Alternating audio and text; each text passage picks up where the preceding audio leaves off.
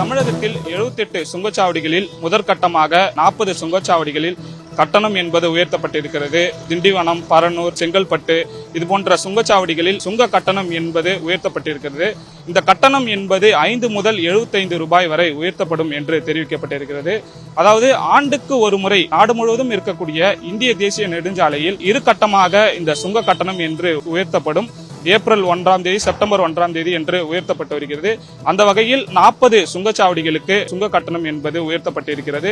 மீதம் இருக்கக்கூடிய சுங்கச்சாவடிகளில் செப்டம்பர் 1ஆம் தேதி மீண்டும் உயர்த்தப்படும் என்று தெரிவிக்கப்பட்டிருக்கிறார்கள்.